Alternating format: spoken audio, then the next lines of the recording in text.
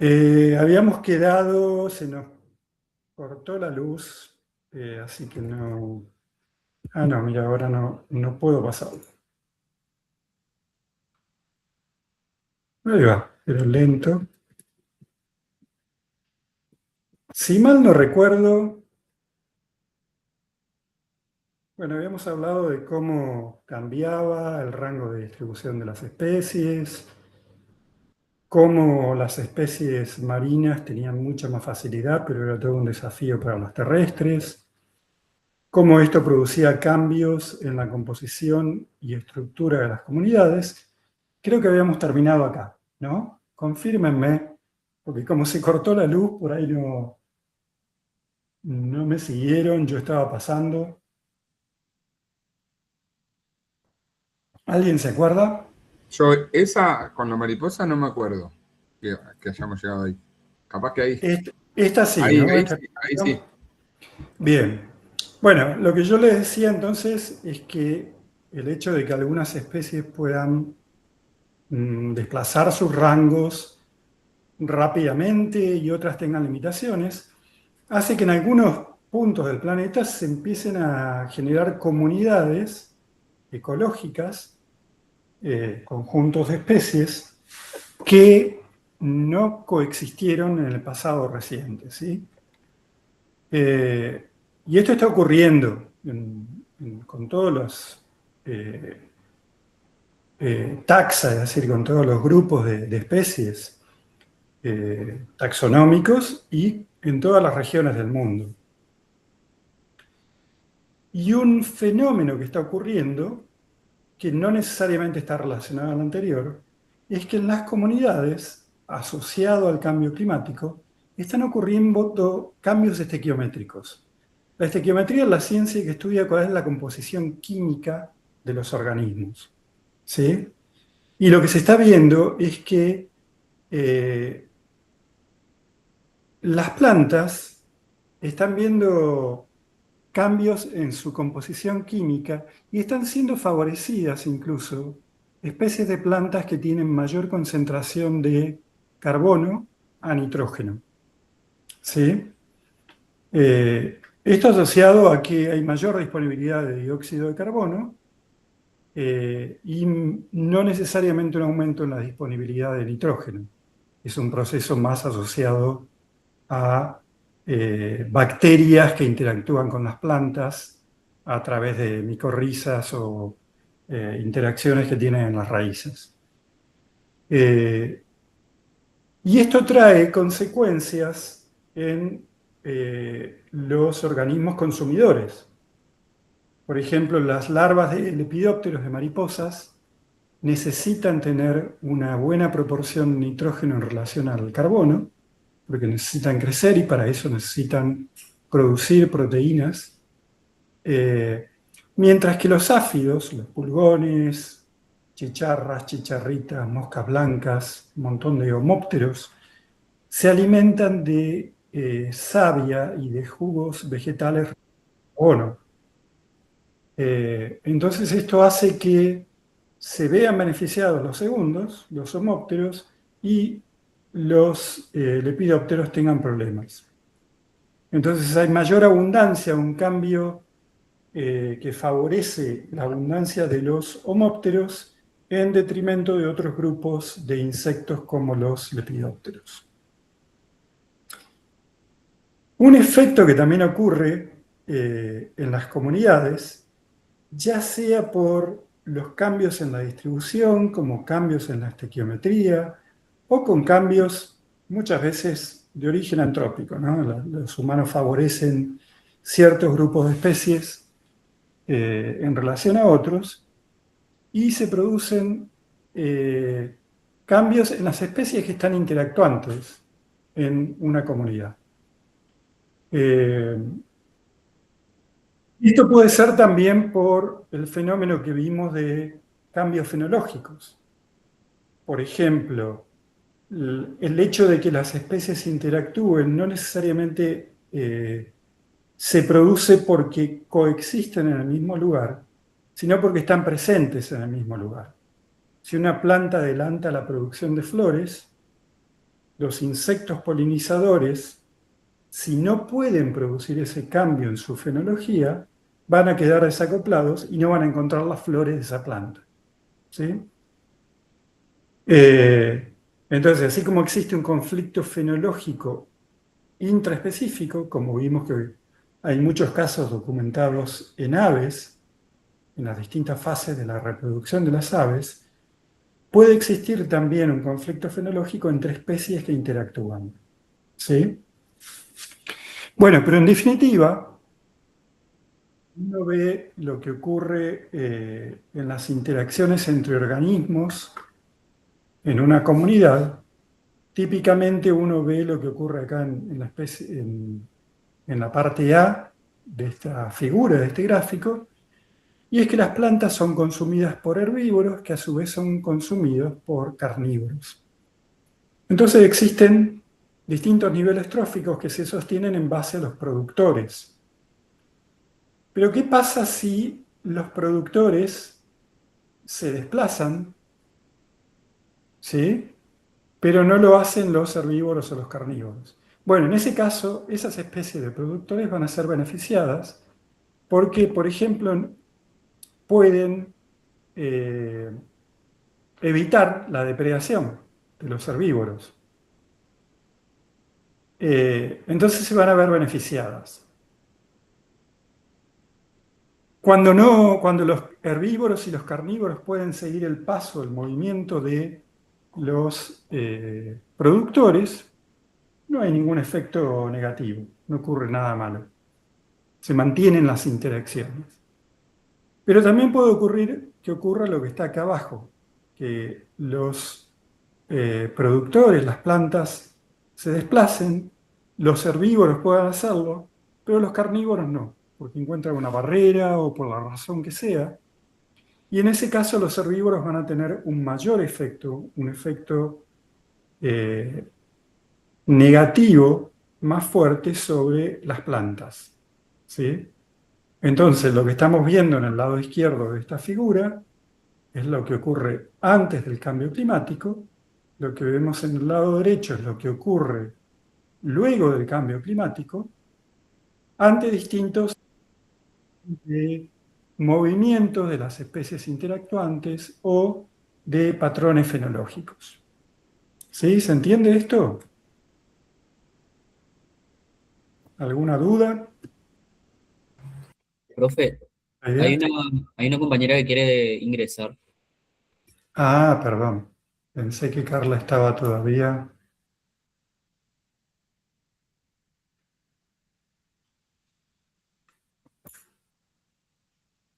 Mm,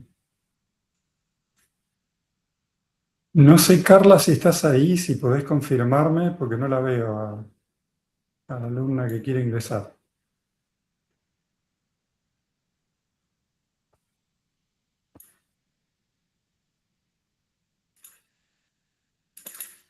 Por lo menos, ¿pueden confirmarme si ingresó?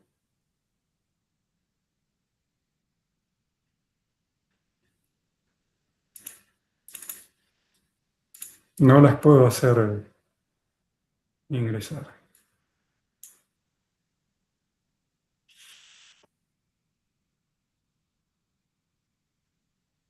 Bueno, profe, no pasa nada. Me dijo que va a esperar nomás. Sí, pero si no hay nadie que la haga ingresar, va a estar esperando en mano y puede esperar toda la clase.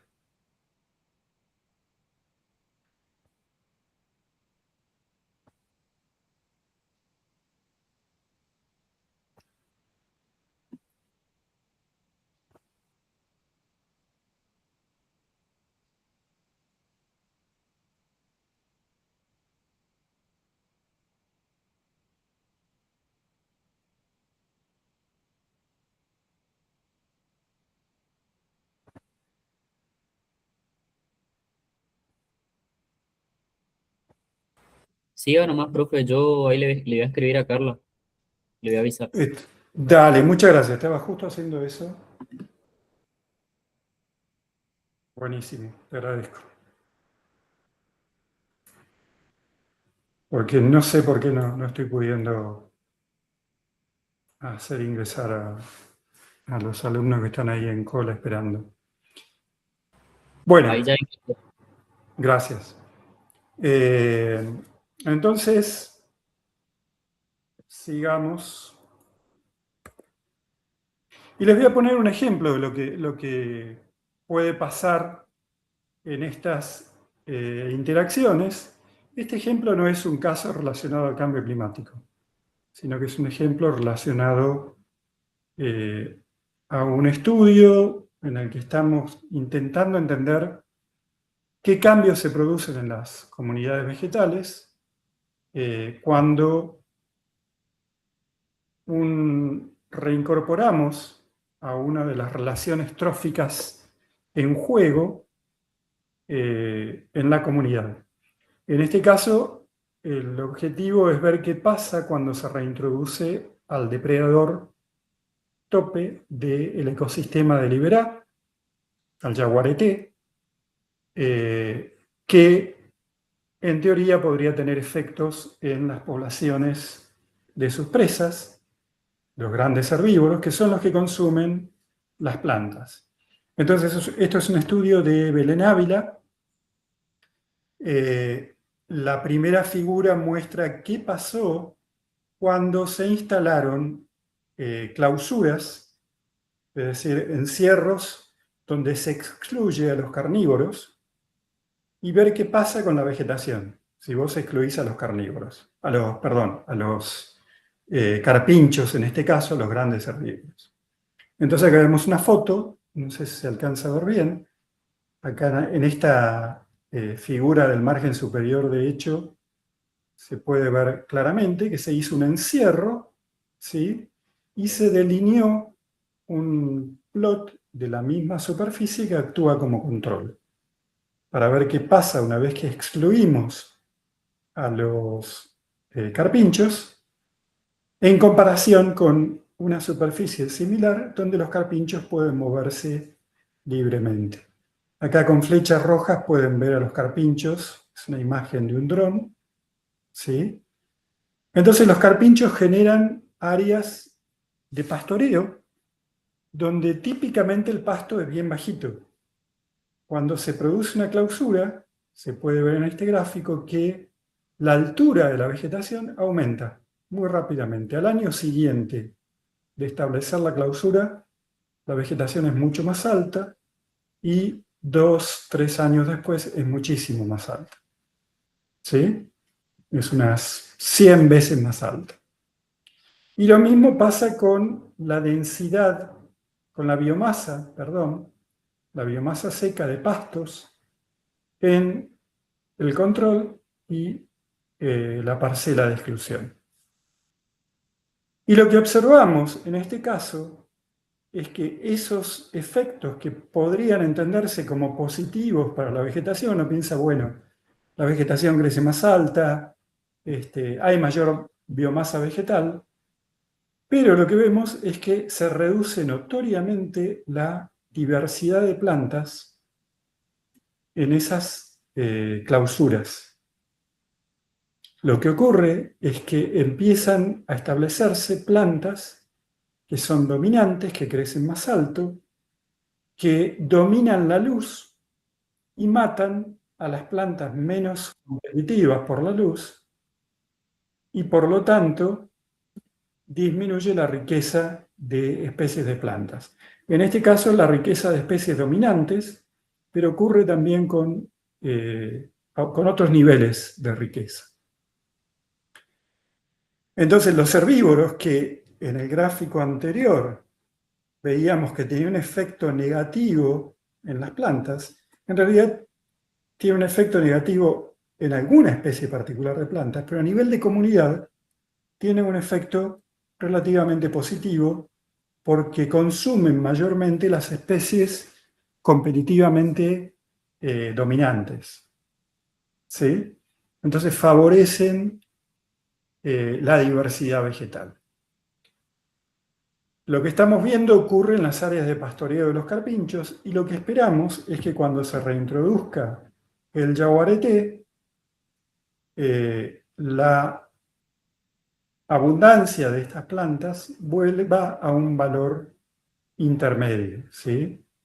Lo que estamos viendo ahora en los encierros es esta situación C, donde desaparecieron los herbívoros y los carnívoros.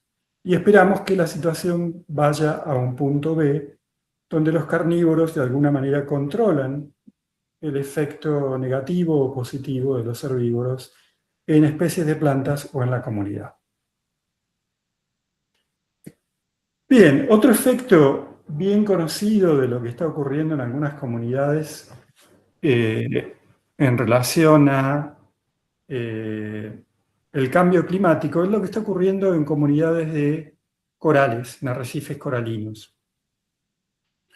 Hay mucha preocupación porque lo que ocurre con los corales es que tienen una simbiosis muy fuerte con unos protozoos, unos dinoflagelados que se llaman zooxantelas, que son unos protozoos que producen fotosíntesis y que viven dentro de los corales. Los corales ustedes saben que son animales marinos, son nidarios, y acá podemos ver uno de estos individuos y se pueden ver dentro de su cuerpo a estos dinoflagelados fotosintéticos.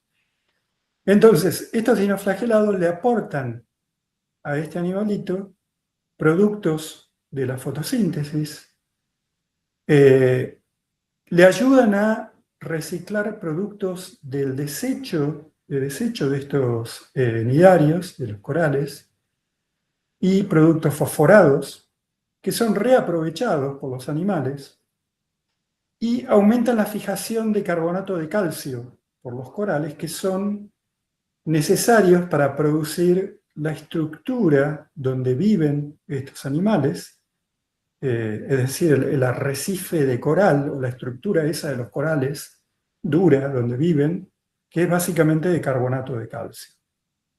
Entonces, lo que ocurre es cuando aumenta la temperatura, acá podemos ver en este gráfico superior, aumenta la temperatura del agua y se produce la muerte de los dinoflagelados, que se llama blanqueamiento de los corales, porque los corales empiezan a verse blancos. Y si esto ocurre durante un periodo corto, los corales pueden recuperar a los dinoflagelados. Si esto se mantiene durante muchas semanas, se produce la muerte de los corales, el blanqueamiento de los corales, y con la muerte de los corales se produce una catástrofe porque son comunidades que dependen de estos animales, que son especies clave de estos ecosistemas, porque habrán visto en documentales que hay un montón de peces, de crustáceos, de algas, de microorganismos que viven asociados a la presencia de los corales. Bueno, otro cambio que también ha sido muy bien documentado son cambios evolutivos en relación al cambio climático global, que se traducen en cambios fisiológicos o morfológicos y que tienen la base en cambios genéticos en las poblaciones. Un caso muy bien documentado es la presencia de un genotipo en las moscas de la fruta, la drosófila, en este caso la drosófila suboscura, que tiene una inversión cromosómica. Hay un cromosoma cuya a lo largo del cromosoma se produce una inversión de la secuencia del ADN, una inversión de una porción del cromosoma, que le confiere a estas moscas una mayor resistencia al calor. Y lo que se observó es que en 21 de 22 poblaciones donde ocurrió un cambio climático, un aumento en la temperatura, aumentó la proporción de este genotipo caliente en la población. Es decir, aumenta la proporción de esta inversión cromosómica que le confiere a los individuos de esta mosca mayor tolerancia al calor. ¿Sí? O sea que es un caso muy interesante porque muestra que los organismos tienen cierta capacidad de adaptarse a el cambio climático no solo moviéndose, sino produciendo los cambios genéticos necesarios para enfrentar una situación de mayor calor. Lamentablemente, ya se han documentado muchas extinciones que están claramente asociadas al cambio climático. Y uno de los primeros casos fue el del sapo dorado de Costa Rica, que habitaba en los bosques nublados de la zona de Monteverde, en Costa Rica, que eran unos bosques que la mayor parte del año tenían, durante buena parte del día, nubes que le brindaban a los ecosistemas de estos bosques agua casi permanente. Y lo que ocurrió es que el cambio climático produce una gran proporción de días del año donde no hay nubes, donde no hay humedad, y los primeros en sufrir las consecuencias de este cambio en el microclima de la región fue esta especie de sapo que estaba adaptada a ese microclima tan particular. Y se extinguió hace ya varias décadas.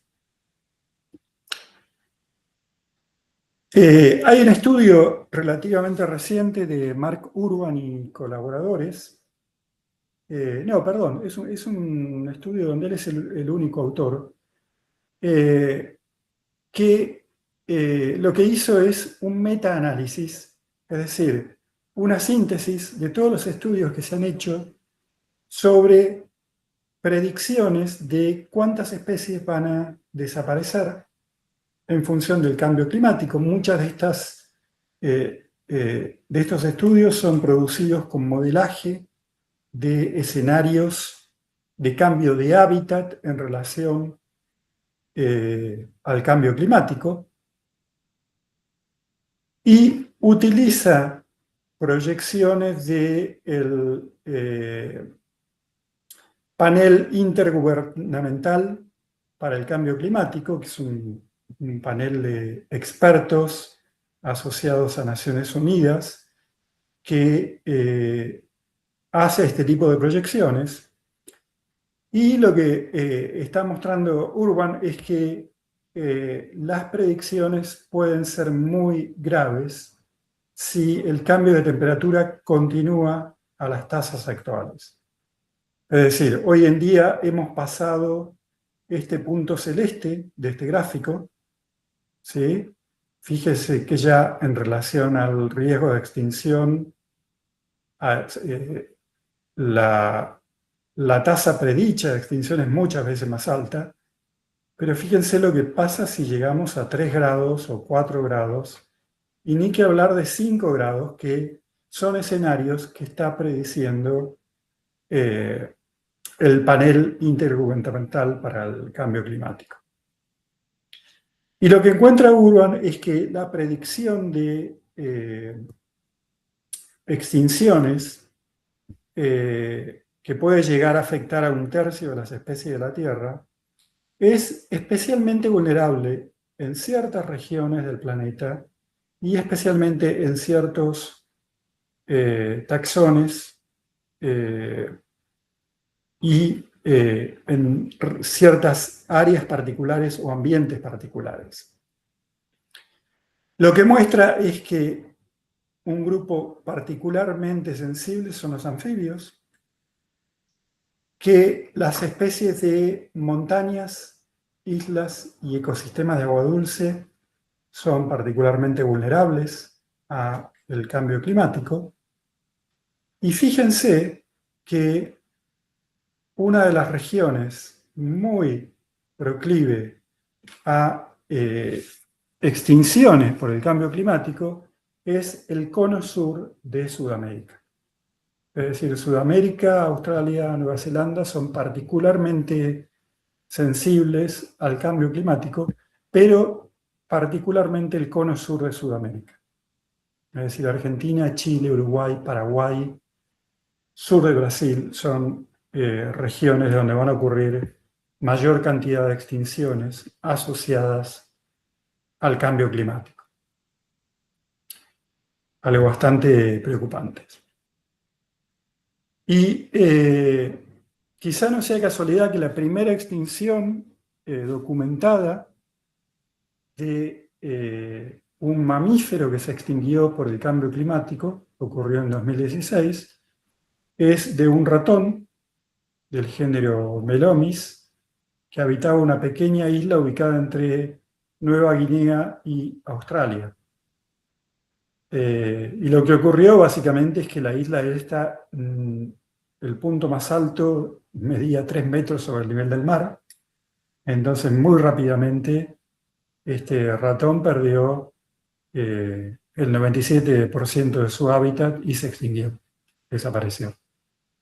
Es muy curioso y hubo muchas críticas porque muchos investigadores estaban prediciendo que esto iba a ocurrir y no se tomaron medidas ni se recolectaron individuos de la población para iniciar algún proyecto de cría en cautiverio.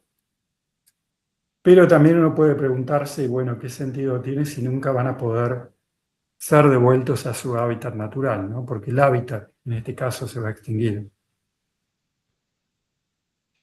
Bueno, en definitiva, el cambio climático genera un desafío muy grande para manejar la naturaleza. Existe mucha incertidumbre, vimos que hay distintos escenarios, mucho modelaje y siempre hay intervalos de confianza, pero todos los modelos predicen que van a ocurrir extinciones de especies, de ecosistemas, de probablemente ecorregiones enteras. Entonces, es importante evaluar la vulnerabilidad de las especies y el climático para poder tomar medidas, para poder actuar. En cuanto al manejo del ambiente y la clase de mañana va a estar Carlos de Angelo hablando un poquito de cómo usar sistemas de información geográfica y poder usar esto para predecir lo que está pasando y poder modelar la conectividad del paisaje y de las áreas protegidas. Entonces, es muy importante diseñar sistemas de áreas protegidas que faciliten la conectividad del paisaje, ¿sí? Ya que si los animales, las plantas no pueden moverse en los paisajes cambiantes por el cambio climático, van a terminar extinguiéndose y esos sistemas de áreas protegidas, o mejor dicho, las áreas protegidas, por sí solas no van a cumplir la función para la cual están destinadas. Entonces es importante que las reservas contengan distintos pisos altitudinales para que las especies puedan migrar en altura y que estén conectadas espacialmente para que puedan desplazarse latitudinalmente también. Para eso es necesario crear corredores y manejar la matriz entre las áreas protegidas para facilitar el movimiento de las especies. Y también los planes de manejo de las áreas protegidas van a tener que empezar a hacer un uso más efectivo del manejo adaptativo en relación al cambio climático para ajustarse a los cambios, ajustar su manejo a los cambios cada vez que se detectan, ¿no?, estos problemas de manejo, que van a ser cada vez más frecuentes. Y una de las preguntas que a todos nos surge es por qué es tan difícil llegar a acuerdos internacionales para mitigar el cambio climático. Porque es algo que se puede lograr, ¿no? Y me gustaría conocer sus opiniones. ¿Por qué creen que es tan difícil llegar a estos acuerdos? No sé si están ahí y alguno quiere hacer algún comentario.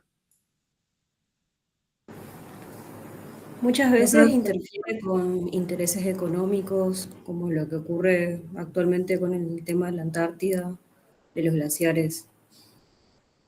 Uh-huh. Así es, esa creo que es la principal causa, ¿no? ¿Qué otras causas puede haber?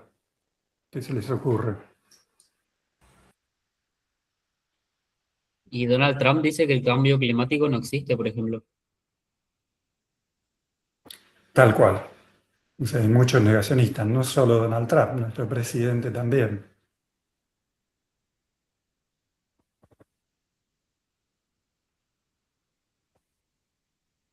Bueno, sí, básicamente esas son las principales razones, ¿no?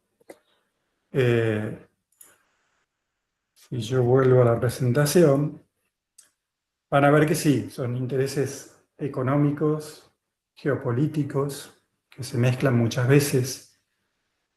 Económicos están más ligados quizá a intereses de grupos financieros, empresarios, que hacen dinero,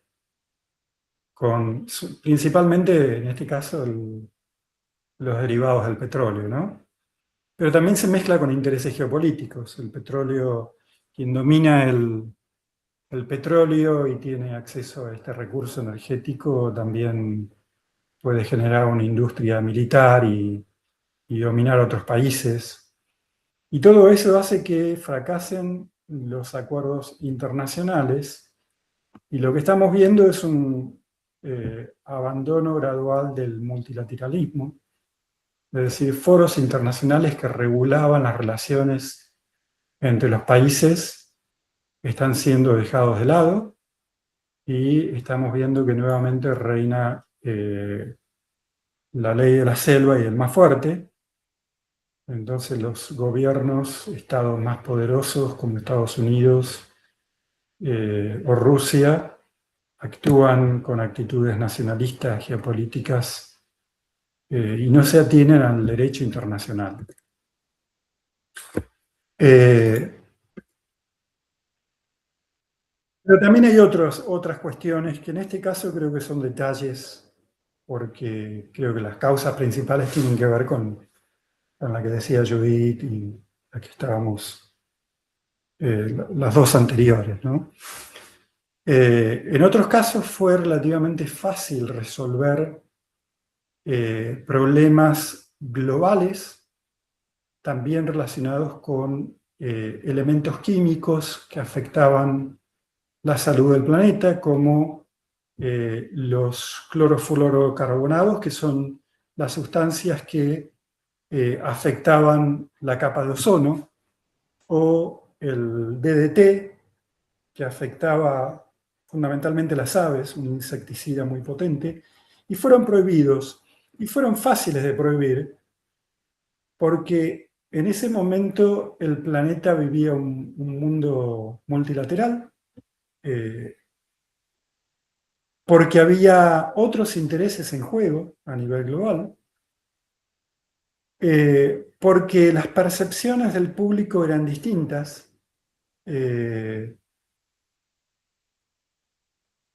Más allá de que vamos a ver en la clase siguiente, ahorita mismo, que las percepciones del público se pueden modificar, pero creo que los intereses económicos y geopolíticos están manipulando a las grandes masas de una manera aberrante y en función de sus intereses.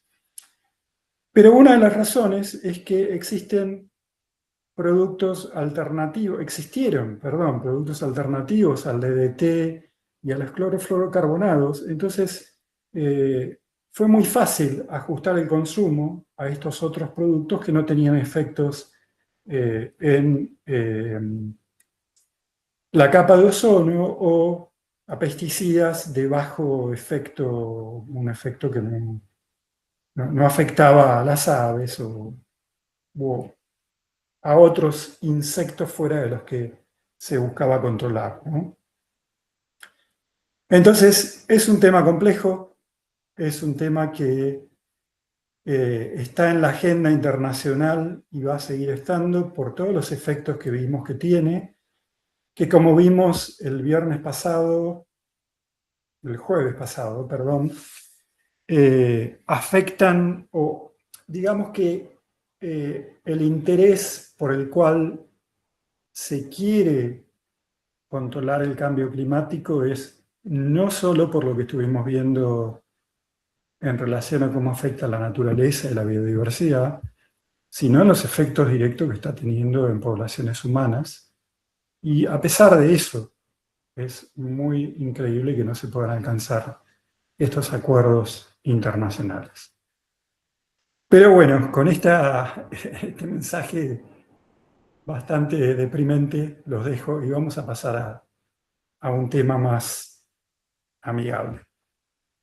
Pero bueno, antes me gustaría escuchar opiniones o antes de cerrar el PowerPoint de esta clase, me gustaría que me digan si tienen dudas o consultas.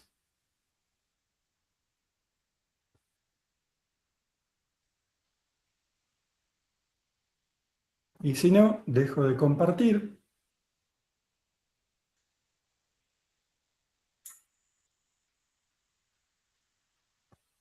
Y paso a compartir otra presentación. Mario, yo me quedé, perdón, acá, Rocío. Sí. Yo me quedé con algunas dudas cuando, en la clase anterior de cambio climático, ¿no? Uh-huh. Cuando hablábamos de los efectos los gases de efecto invernadero, y mencionabas que, por ejemplo, una transformación de los hábitos alimenticios hacia verduras o mismo hacia carnes como pescados y demás, eso podía generar esa mitigación, ¿no? Uh-huh. Pero ¿qué consecuencias tendría, por ejemplo, si la población mundial se volcaría a alimentarse de pescado, ¿no? Teniendo en cuenta hoy los problemas que ya tenemos sobre la sobrepesca y demás. Entonces, ¿cómo la propuesta de una solución a un problema no puede generar un problema también más grande en algo que ya estamos viendo, situaciones que amenazan la biodiversidad? Me quedó dando vueltas eso en la cabeza. Sí, eso es un muy buen punto. Personalmente creo que las pesquerías están también.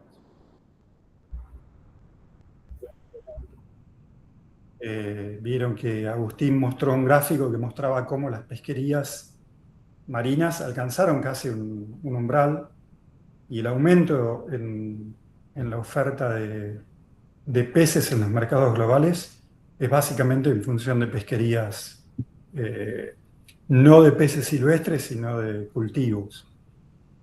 Con todas las consecuencias que tiene también, ¿no? En los ecosistemas donde se producen estos cultivos. Es un buen punto. Yo creo que la solución definitiva es pasar a una dieta mucho menos basada en proteínas animales, a una dieta más vegana, por decirlo.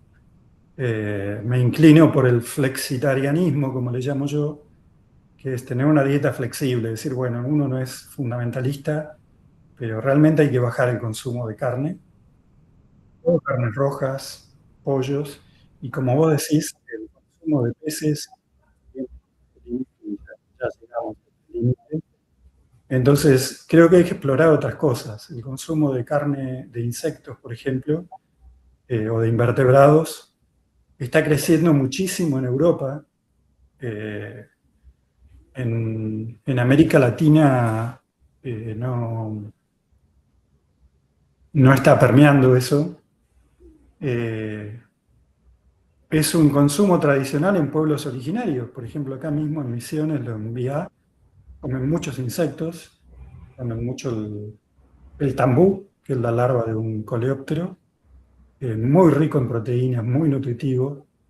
En muchos países de Asia hay una explotación comercial del tambú y se come mucho, pero ¿cómo metes eso en el mercado de, por ejemplo, los ciudadanos de Buenos Aires o de gran parte del país, ¿no? Es difícil.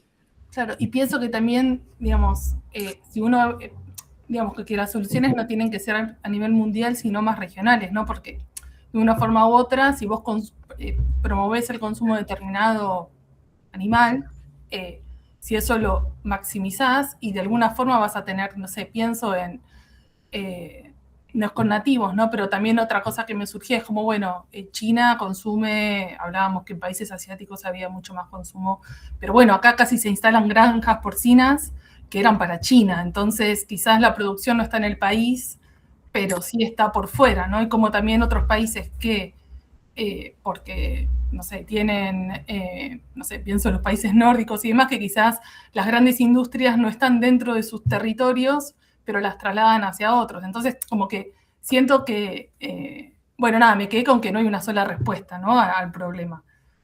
Y que todo lo que termina generándose a nivel más masivo puede generar un impacto grande, como por ejemplo los cultivos de salmones que también se quieren instalar en el sur y demás, que a la larga todo eso en grande escala termina siendo industrial y termina generando también problemas a la biodiversidad.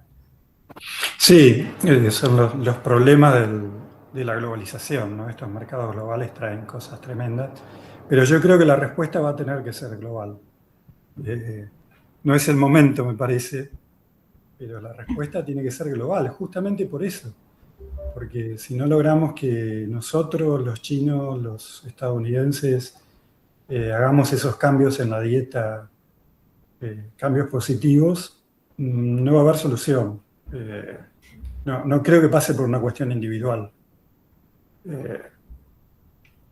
Manuel tiene la mano ¿Cómo levantada. anda, gente? Yo para que tengo mi cámara mal. Ahí está. Sumando un poco acá, por ahí para los que no conocen de la nueva cohorte, Ro, yo, estamos de las cohortes anteriores y solemos hablar demasiado. Así que, para que sepan. Sumando un poco a lo que dice Ro y en base también a lo que dijiste vos la vez pasada, y esto seguramente a mucha gente no le caerá bien, lo que voy a decir como de costumbre, es el 8 hay casi la misma cantidad de biomasa de mascotas que de gente. Y para alimentar esas mascotas hay que producir granos, producir soja, producir un montón de cosas que también que se utilizan para dar de comer a las mascotas, por ejemplo. Entonces, parte de ese calentamiento global, parte de esa destrucción de los ambientes, parte de esa derivación de lo que quieras, ¿no? Granjas porcinas o cualquier tipo de criar cierto tipo de alimentos, va hacia la alimentación de las mascotas, no solo hacia las nuestras, ¿no? De los seres humanos. Digo que hay una cuestión asociada a las necesidades del humano de tener una mascota, o 20, o 50 algunas personas, que tiene que ver e impacta directamente esos recursos, tiene que sacar de alguna parte. Entonces, digo, no solo son los organismos multilaterales, sino tiene que ver muchas veces con una cultura de cómo cada uno separa, ¿viste? Vos decías, creo que en la primera clase, la huella de carbono. Bueno, sí, la huella de carbono no es solo la tuya, Mario, ¿entendés? Es la tuya y los 4 perros que tenés, o 5, o 3 perros y un gato, y un montón de cosas.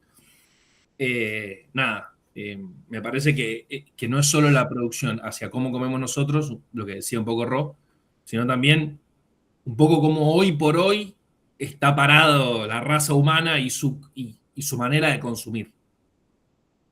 Sí, buen punto el tema de las mascotas, sobre todo por eso lo vimos en la primera clase, les mostré un gráfico y les contaba que la biomasa de perros en el mundo es equivalente a la biomasa de todos los mamíferos silvestres terrestres, ¿no?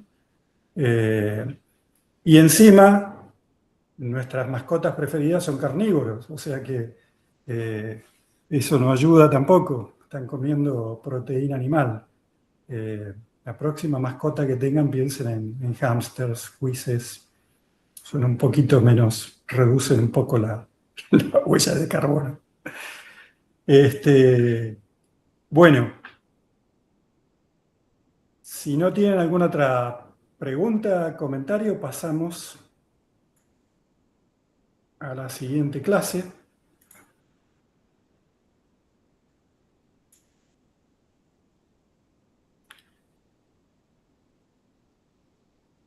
Me imagino que ahí se está viendo. ¿Sí?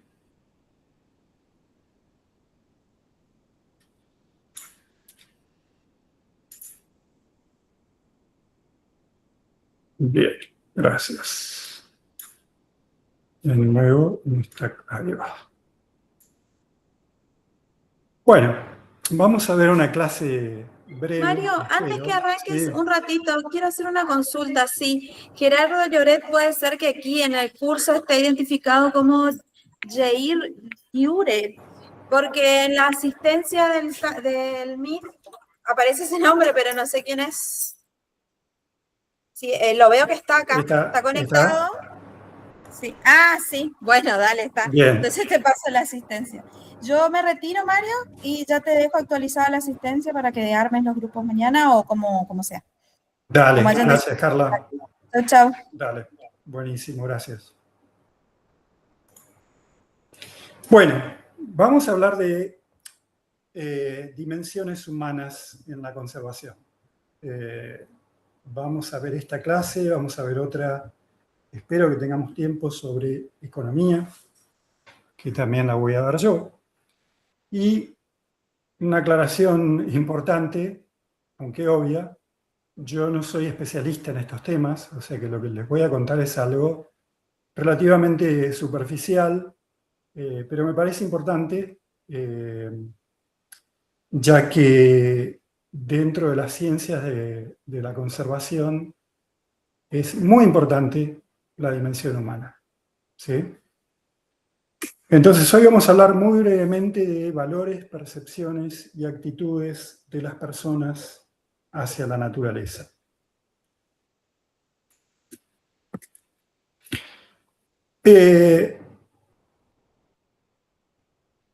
Los valores que sostienen las personas dependen en gran medida de la cultura en la que están inmersos y son muy diversos, muy diversos. O sea, un chico tiene la suerte de nacer en la India o de nacer en Argentina. El mismo ser humano va a tener culturas distintas. Eso es así, ha sido siempre así a lo largo de la historia de la humanidad. Entonces va a percibir el mundo de maneras distintas, va a tener una religión distinta, se va a relacionar con la naturaleza de manera distinta. La religión, por ejemplo, que es algo tan cultural y tan que depende de donde uno le tocó nacer,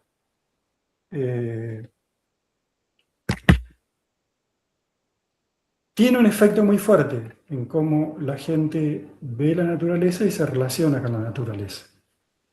Por ejemplo, las religiones asiáticas, como el hinduismo, budismo y taoísmo, las personas que viven en esas culturas y que sostienen esas religiones tienden a tener valores mucho más positivos con la naturaleza, tienden a relacionarse con la naturaleza de una manera distinta que las personas que tienen una religión monoteísta, judeo-islámico-cristiana, ¿sí? La forma en que ven la naturaleza es distinta. Las religiones hinduistas, budistas, entienden que otros seres vivos son equivalentes, que nosotros somos equivalentes a un perro, a un árbol. Entonces tienen valores no tan centrados en el individualismo, sino en la relación del yo con otros seres vivos de una manera más equitativa. Hay otras dimensiones de la cultura que también cambian la percepción y la relación de las personas con la naturaleza. La religión no es la única. Por ejemplo, no es lo mismo una persona que se crió y nació en un medio urbano que una que creció en un medio rural. Generalmente las personas urbanas, especialmente en las grandes urbes, tienen poco contacto con la naturaleza, pueden tener mascotas, pueden tener plantitas en un balcón, pero no es lo mismo que un chico que crece en un medio rural o más natural. También se detectan percepciones y valores distintos entre hombres y mujeres en función del tipo de educación o el nivel educativo que alcanza una persona, en función del nivel socioeconómico, el poder adquisitivo, etcétera, etcétera. O sea, podemos repartir distintos grupos dentro de una población de personas y vamos a ver que existen distintas percepciones de la naturaleza y distintos valores. Y el primero que empezó a hacer este tipo de estudios fue Stephen Keller, y lo hizo analizando grandes bases de datos y con cuestionarios que son los típicos cuestionarios que se usan en las encuestas de opinión, típicos de, por ejemplo, los encuestadores antes de las elecciones, que le preguntan a la gente, dígame qué tan de acuerdo está con esto, estas oraciones, ¿no? Entonces dice, no sé, los leones son animales peligrosos, los leones son animales muy queribles, o los leones son... Entonces uno tiene que decir, estoy de acuerdo, muy de acuerdo, poco de acuerdo, nada de acuerdo. ¿Sí? Esa es la respuesta que te ofrecen. Y utilizó esos cuestionarios para estudiar.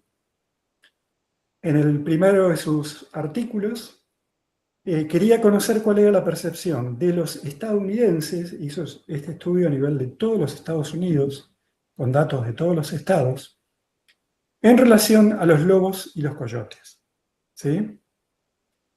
Y fue muy interesante porque detectó que la percepción estaba muy claramente definida por estas categorías que yo les mencionaba, o mejor dicho, de dónde provenían las personas, cuál era su nivel socioeconómico, qué relación tenían en cuanto a cómo, si se habían criado en el campo o en la ciudad, etcétera, etcétera.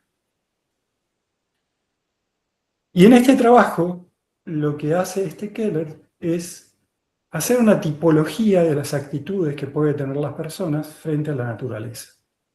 Y esta es una tabla de ese trabajo donde define las actitudes según estos nombres o esta tipología que ven acá a la izquierda en esta tabla.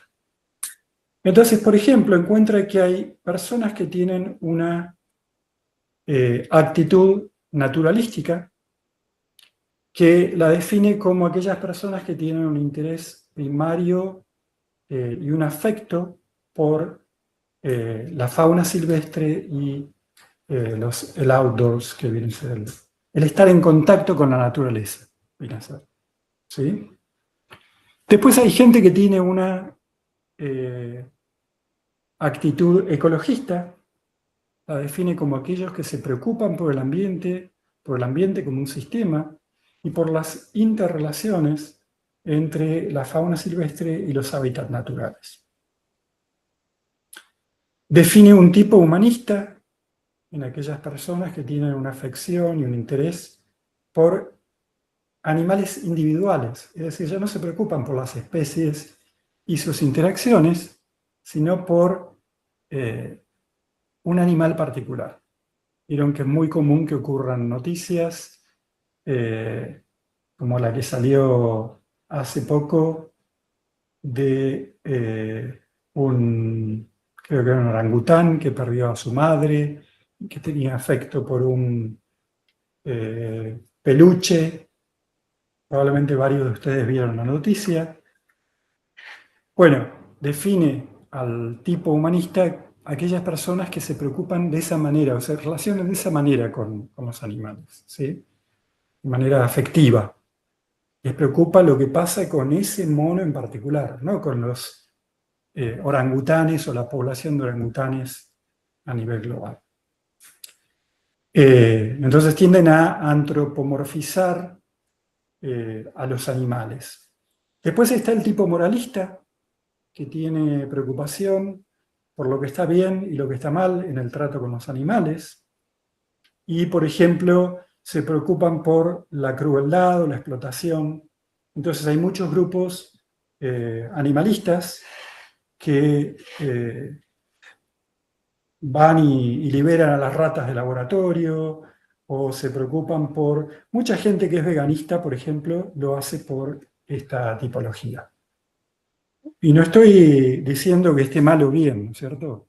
Estoy diciendo cuál es la actitud hacia los animales de esa gente, cómo se relacionan con los animales. Después está el tipo cientista, cuyo interés está en cómo funcionan los animales desde un punto de vista biológico o sus atributos físicos. Está el tipo estético, estetista, cuyo interés está en las características simbólicas o artísticas de los animales. Están los utilitarios, que ven a los animales por su valor práctico o material, ¿sí? Por lo que nos dan a nosotros. Y están también en el otro extremo, digamos, si uno quiere clasificar estos tipos en positivos frente a la naturaleza o negativos, están también los que demonizan a los animales. Perdón, los que no demonizan. ¿Sí? Estaba leyendo demonístico. Los que tienen una actitud de dominio sobre los animales, dominionística, no sé si hay una traducción al castellano, pero su principal satisfacción es poder controlar o dominar a los animales, principalmente en situaciones de deporte, cazan animales o las corridas de toros serían un buen ejemplo de esta actitud. El torero tiene una actitud dominionística. Y finalmente, una actitud negativa, negativista, ¿sí? Donde estas personas tienen evitación hacia los animales o indiferencia. No le gustan o le tienen miedo, ¿sí? Y vamos a encontrar que en una población de un país existen y conviven todo este tipo de personas. Uno las puede ubicar o encasillar con estas tipologías, ¿sí? Y una de las preguntas que nos tenemos que hacer es si se pueden cambiar estas actitudes y estos valores. Y eso lleva a otra pregunta, ¿no? ¿Es posible? ¿Es ético? ¿Es deseable? ¿Qué opinan ustedes? ¿Qué creen en relación a esto?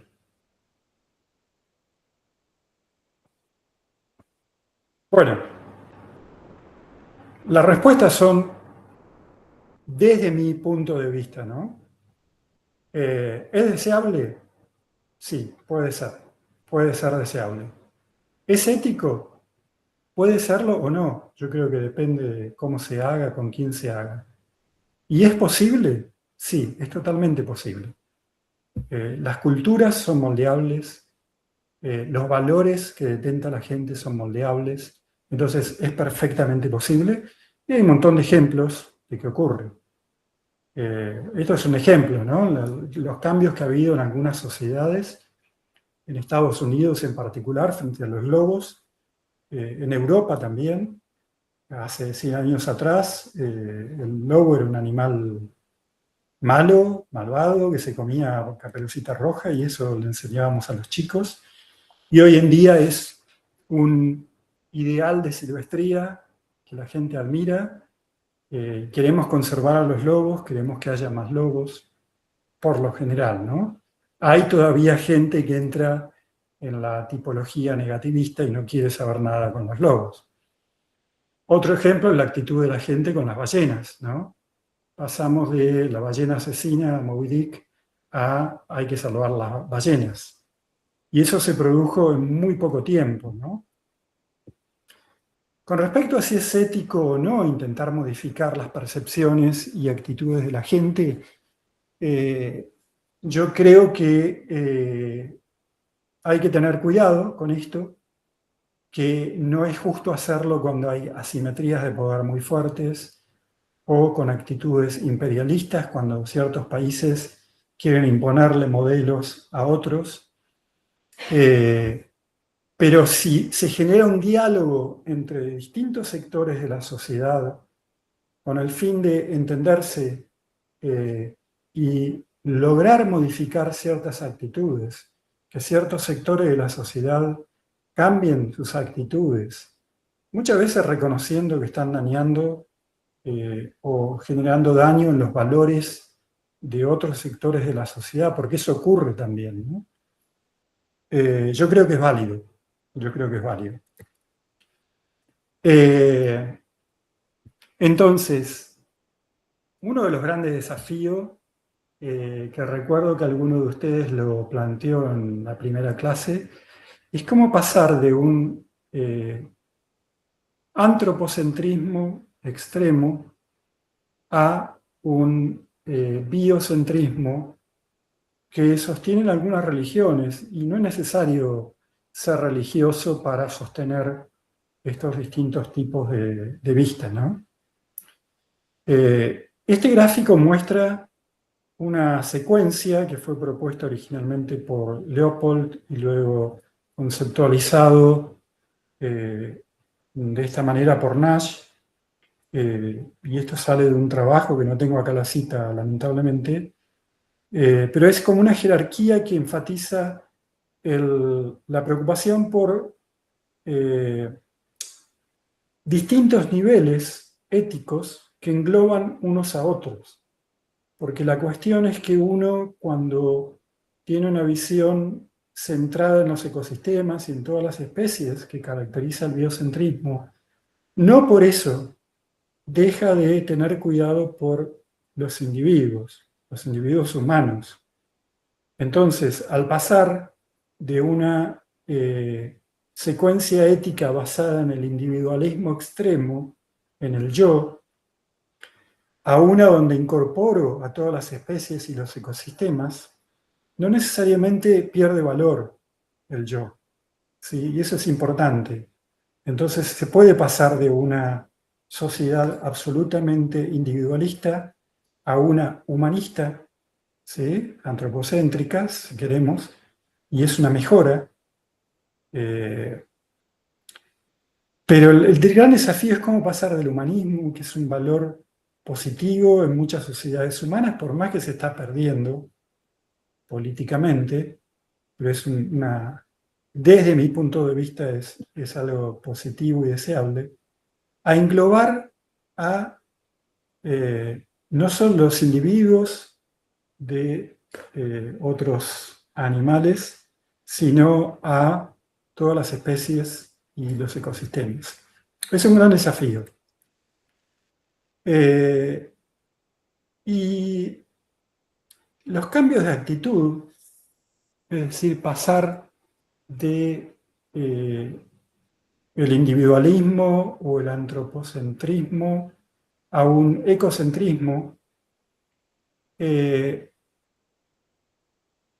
no solo es bueno para la naturaleza, sino que está muy bien documentado científicamente que tiene efectos positivos para la salud humana. Es decir, que si queremos, desde un punto de vista antropomórfico o incluso egoísta, centrado en el yo, es conveniente tener este cambio. Hay muchos problemas en la salud humana, sobre todo la salud mental, que se está demostrando que tienen una solución muy fácil, que es volver a la naturaleza, reconectar a la gente con la naturaleza. Hay muchas curas de enfermedades y hay países incluso que hacen de esto una terapia recetada por médicos porque es muy efectivo y más económico que las terapias basadas en drogas, en farmacéuticas, por decirlo de alguna manera. Les recomiendo que lean este libro, Good Nature. Yo se lo recomiendo a todo el mundo, es espectacular. Esta Kathy Willis es profesora en Oxford, es botánica, estuvo trabajando en el Jardín Botánico de Kew, en Londres, y ella cuenta en su libro, ¿no?, que le recomendaron que buscara, documentara cómo sostener una propuesta que estaban presentando para buscar fondos, que justificara por qué es bueno tener plantas en los espacios urbanos. Y a partir de ahí se puso a investigar y termina escribiendo este libro, donde documenta de una manera impecable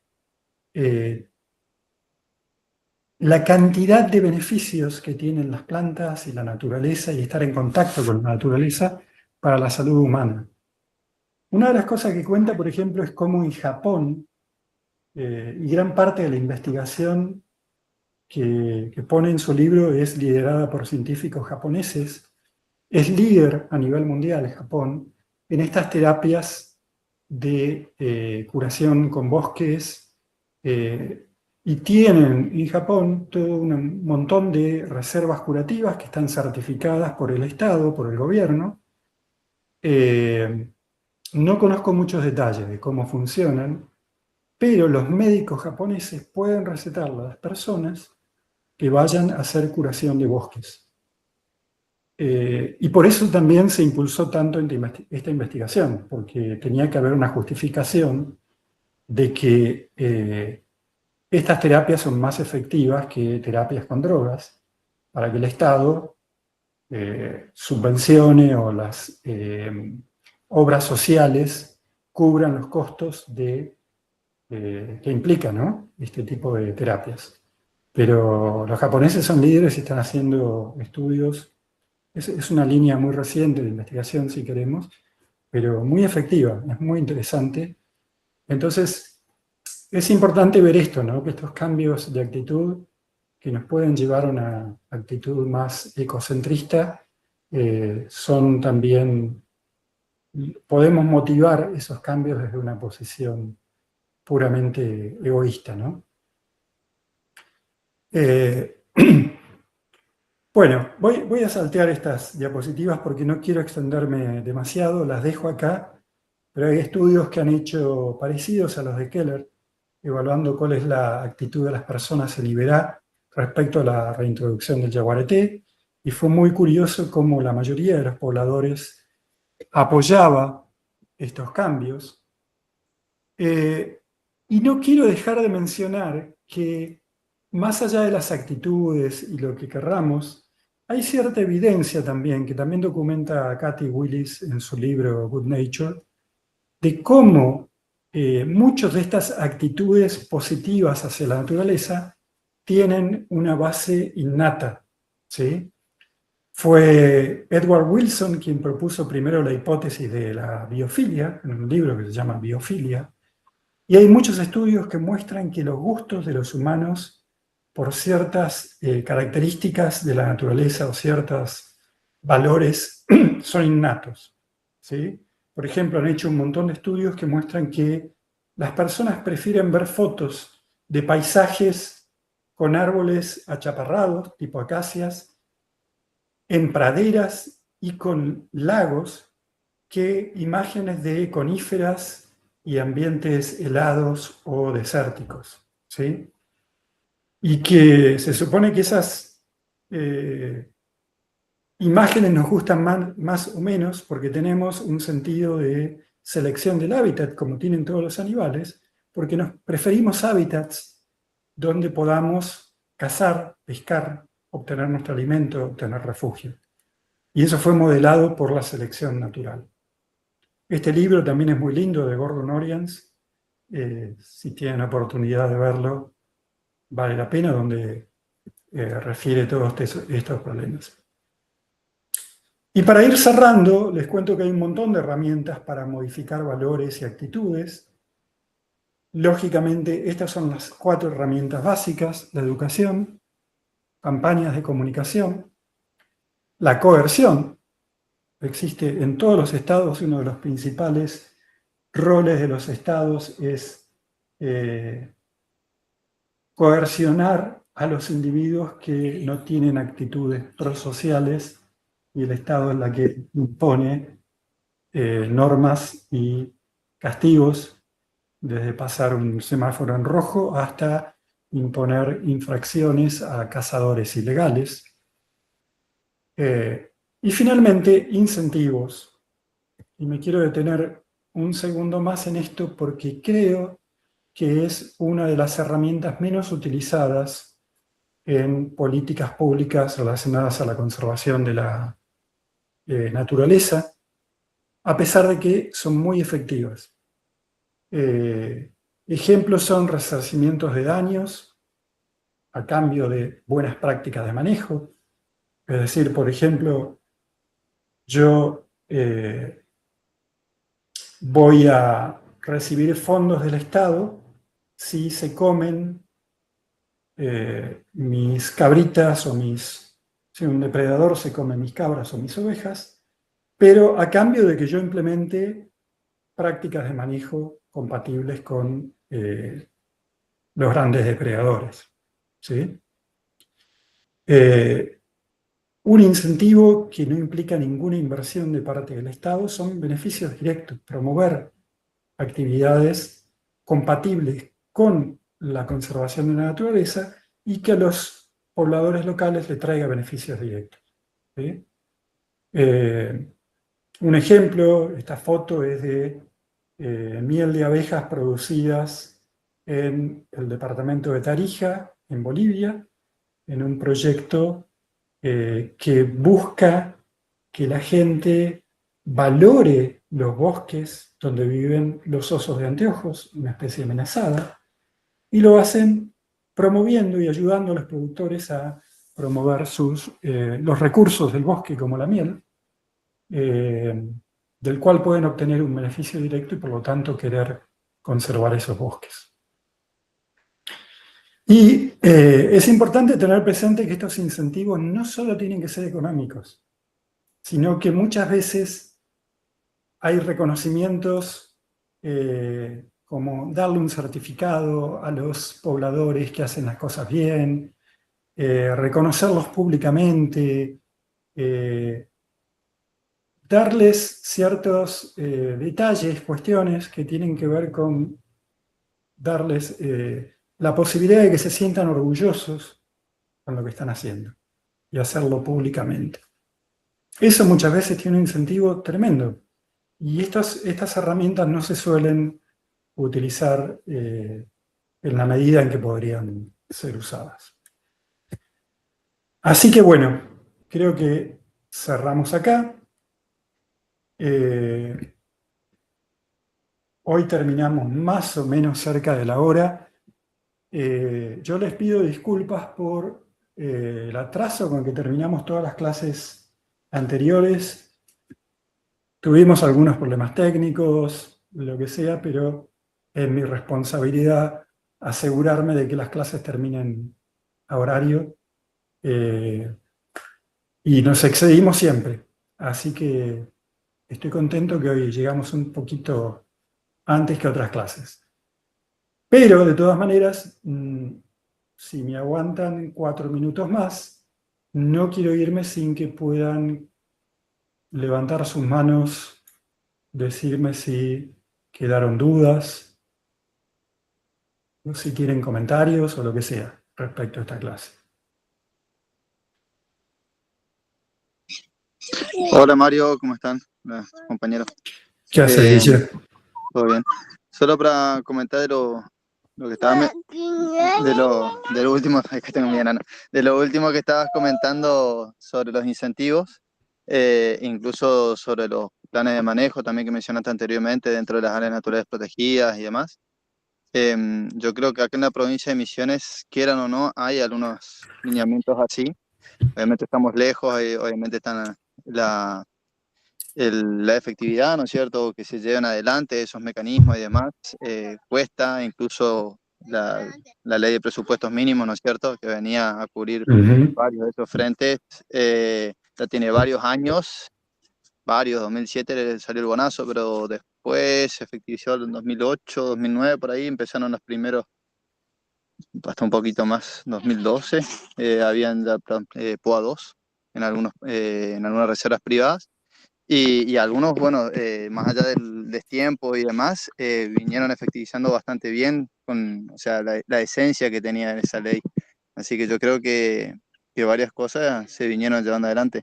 Y algunos de los beneficios que mencionabas ahí por último, la provincia se los da, por ejemplo, a aquellos que hacen reservas privadas, por ejemplo, en la disminución del impuesto a la tierra, ¿no es cierto? Es uno de los incentivos que tiene el propietario en la conservación del monte, vamos a decir. Después, desconozco que se haya realizado alguna medida de compensación por depredación de yaguareté. Sé que hubieron productores, ¿no es cierto?, que perdieron ya sea vaca o también ovejas ahí en la zona de Andresito, que pidieron, ¿no es cierto?, se lo paguen al animal perdido, ¿no es cierto?, pero no sé si se llegó a realizar al final de cuentas, que le hayan pagado la cría, ¿no es cierto?, que depredó de yaguareté. Pero por eso están las leyes, están los demás mecanismos ya planteados, pero que se hayan realizado, ahí ya queda bastante por decir. Sí, gracias, Guille. Es un buen punto reconocer que acá en Misiones hay varias herramientas y son muy importantes. ¿Negro? Sí, no, con respecto a lo que dijo Guille recién, hola Guille, hola a todo el resto. Se implementó hace ya un año un seguro ganadero que lo cubre Río Uruguay Seguros para el yaguareté, para ataques de yaguareté.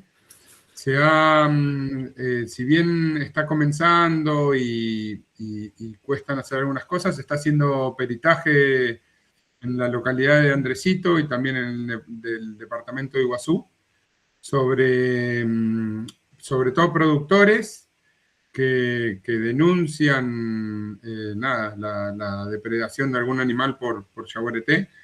Y el proyecto Yaguareté está peritando esos casos en Iguazú y Aves Argentina está peritando los casos que se dan sobre todo para el lado de Andresito.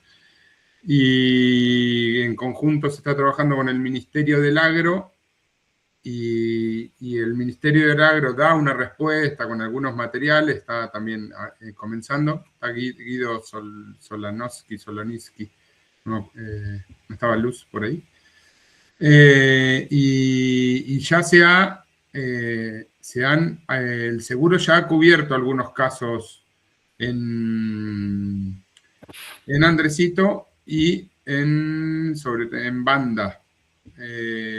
Ahora los productores, algunos están diciendo que como se paga por kilo de ternero, y generalmente el yaguareté come terneros chicos, no son terneros grandes, dicen que a veces no conviene, bueno, pero bueno, de a poco se está empezando a trabajar en eso.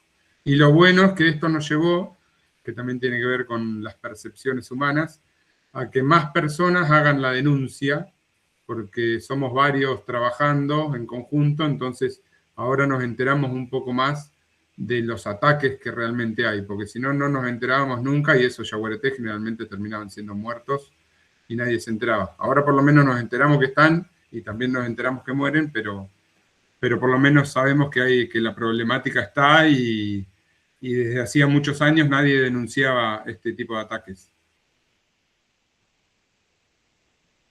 Gracias, muy bueno. Profesor, yo sé que el Ministerio del Agro les provee de cercos eléctricos y sistemas de iluminación para asustar, por ejemplo, a los tigres cuando se acercan a los potreros. Le quiero hacer una pregunta, cambiando un poquito de tema, pero relacionado justamente a los yaguaretés. Usted hoy dijo que los herbívoros tienen preferencia por ciertos vegetales a la hora de alimentarse, ¿no es cierto? Como por ejemplo el carpincho, que se alimenta de hierbas bajas y tiernas. ¿El tigre tiene alguna preferencia en su alimentación? O sea, ¿el tigre prefiere comerse un ternero o comerse un venado? ¿O no tiene preferencia? Porque yo creo que posiblemente al tigre también le falte que comer adentro del monte. Entonces, va más, o sea, ahí hay muchas situaciones. También hay que cuidar el monte. Se me ocurre, no sé, me surge esa duda porque en un momento viajé a Mato Grosso y en una finca donde estaba muy bien distribuidas las áreas de reserva, las áreas de ganado vacuno y las áreas de cultivo. Y bueno, los guías nos explicaban, o sea, se le preguntó si los tigres no atacaban al ganado vacuno. Y ellos nos explicaron que no, que en realidad hay tanta fauna en el área de reserva que el tigre no busca la vaca. Entonces, ¿no pasará eso también en nuestro monte? Que le falte alimentación al tigre como para que tenga que ir a buscar vacas, ¿o es porque hay demasiadas vacas?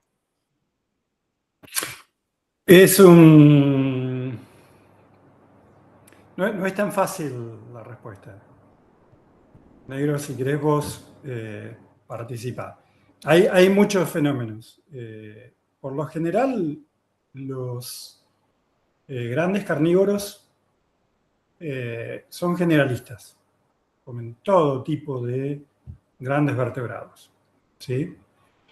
Y por lo general tienen preferencias. Cada individuo tiene sus preferencias. Muchas veces lo aprenden cuando empiezan a cazar con la madre y la madre les enseña. Lo que se conoce en particular del yaguareté es que aprender una técnica de caza no es fácil para estos animales. Entonces, aprender a dominar un carpincho, aprender a dominar un ternero, aprender a dominar un yacaré grande, no es fácil y muchas veces pueden ser lastimados durante la pelea con sus presas. Entonces, una vez que le toman la mano a una presa, un yaguareté individual va a preferir cazar esa presa. Ahora, es cierto lo que vos decís, Marilina, cuando vos le sacás la fauna silvestre no les queda más remedio porque también hay un efecto de abundancia. Van a preferir las presas más abundantes porque son generalistas. Entonces, si tienen mayor tasa de encuentro con una presa particular, van a empezar a incluirla en la dieta, se van a volver más duchos cazando esa presa y entonces van a terminar consumiendo principalmente esa presa. Y eso es lo que pasa. Así que no sé si respondí tu pregunta y si vos, Negro, querés agregar algo más. Como que los yaguareté tienen su cultura también. Hay individuos que prefieren una presa antes que otra.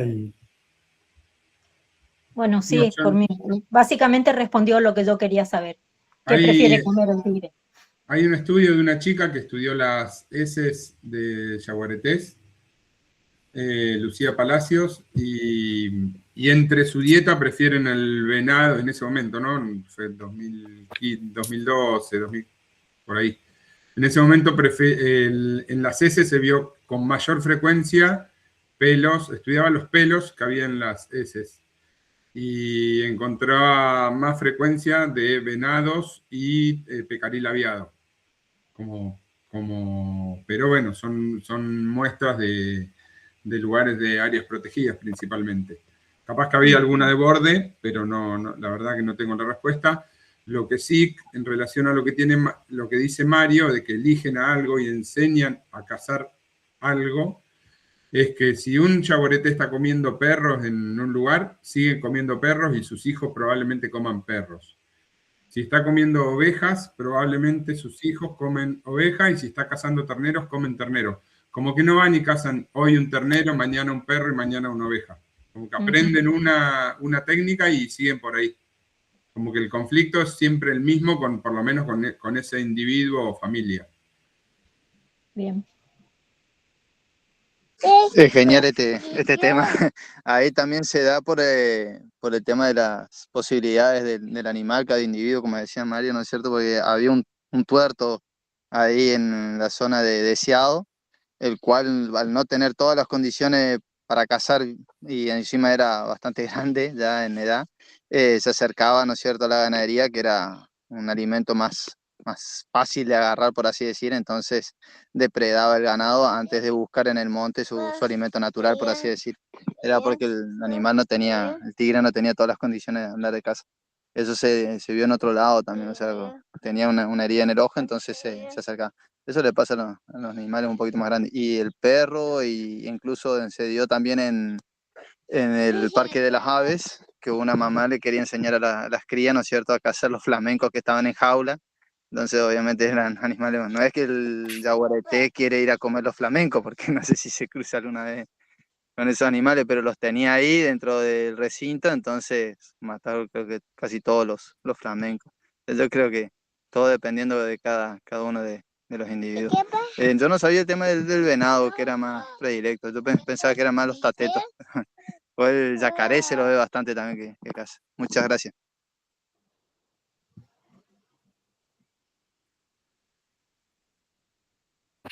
Bueno, creo que podemos cerrar acá la clase.